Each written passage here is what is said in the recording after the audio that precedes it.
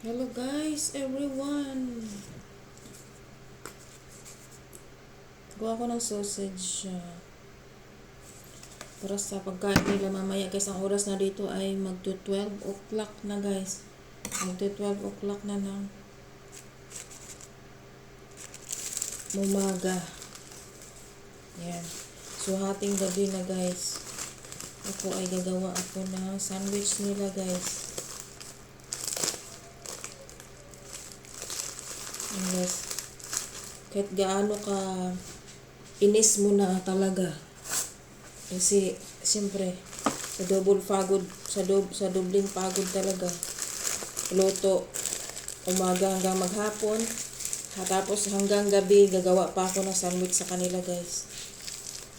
Kahit sobrang na ako, sobrang stress na ako at saka pagod. Sige. Kalma-kalma lang.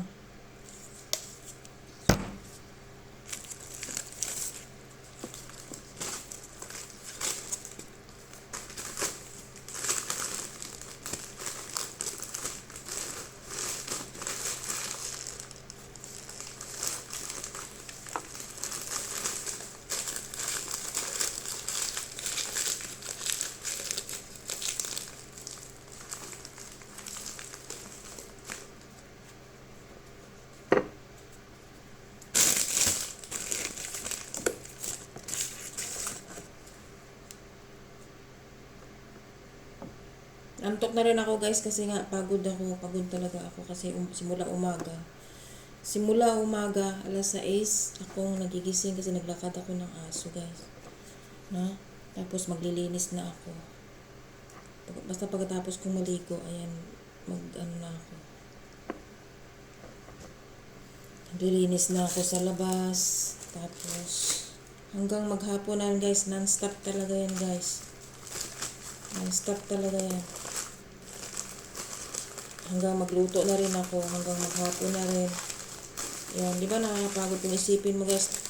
As in, nakakapagod talaga. Kasi wala yan silang pakialam. Wala yan silang pakialam sa pagod mo. Kung anong oras ka, ganun. Wala yan silang pakialam guys. Ang importante lang sa kanila yung nagsisweldo. Nagsisweldo sila ng pera. Ganun. Wala yan silang pakialam sa pagod mo guys, kahit naggira-gira na dito, kung ano mangyari, ganun. Bilang isang katulong, wala yan silang pakialam sa'yo. Ang mahalaga lang, binabayaran ka nila. Ganun yan guys. Ang real talk lang dito sa Middle East. Wala yan silang pakialam sa pagod mo guys. Kaya kayong may balak na mag-abroad bilang DH guys, yan, pag-isipan nyo mabuti talaga kasi akala nyo siguro maganda yung DH. So bagay, surtihan lang talaga sa amo guys. Surtihan lang talaga sa amo yan. Kasi may mga among mababait talaga. Sa guys, sa Asia talaga yun, maaga ang natutulog sa Asia talaga, hindi katulad dito sa Middle East nga. As in talaga, lalo na pag Ramadan, katulad nito, Ramadan, di ba? Di ka talaga papatulugin ng maaga. Kasi nga, kakain sila, gagawaan mo sila kaya 24/7 guys, talaga yung oras mo dito, 24/7. 24/7 yan guys. Pagod ka na, wala kang magagawa talaga kasi, yun nga, kailangan mo silang pagsilbihan, gawaan ng pagkain.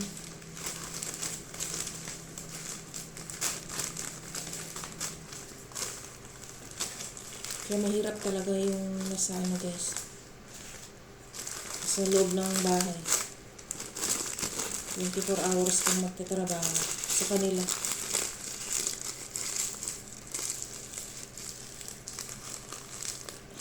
Tsaka sa loob ng bahay, practical din yan. Once nga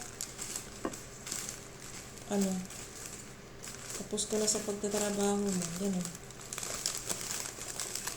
Huwag mo hayaan yung sarili mo ka rin yung hindi ka makakain. Importante, nagawa mo na yung gawain mo guys at natapos.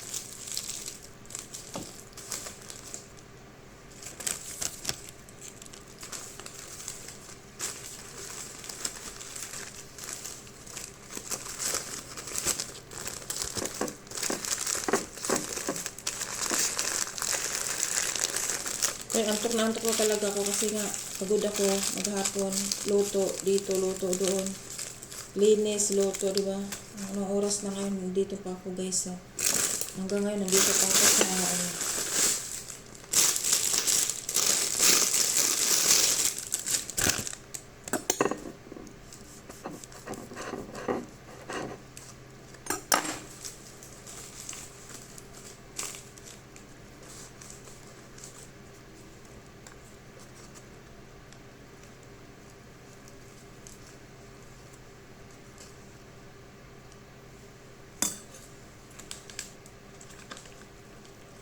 kaya swertihan lang sa amo guys nga na yung may ibang amo kasing naintindihan din nila.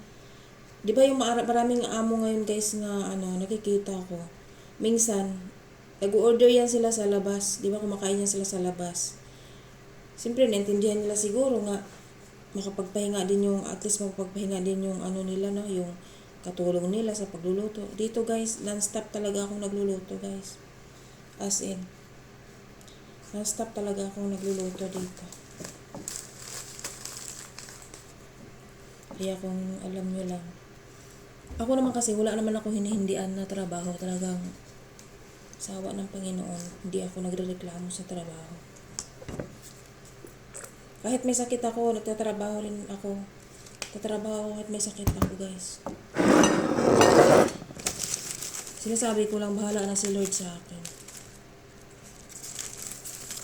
Kala siguro masarap ang buhay dito, madaling kumita ng pera, di ba? Ito na ngayon, tuwing Ramadan, ganun yan guys. So, inshallah, maabutan pa tayo ng 2026 ay 2027 dito, pero ang alam ko, wala na. Kasi, lalo na sa kaguluhan din ngayon, so mahirap na back to Pinas na naman tayo guys. Magtanim tayo ng kamote, mas mabuti na lang magmanirahan sa bukid. Mas gustuhin ko pa. Diba? Manirahan sa bukid. And guys, thank you so much for watching. Ayan na nagawa ko. Ang dami ito, kaya lang kinain na ng alaga ako yung iba. Kinain na yung 5. So, gawin ko ito hanggang 4 o'clock na yun guys. Thank you so much for watching.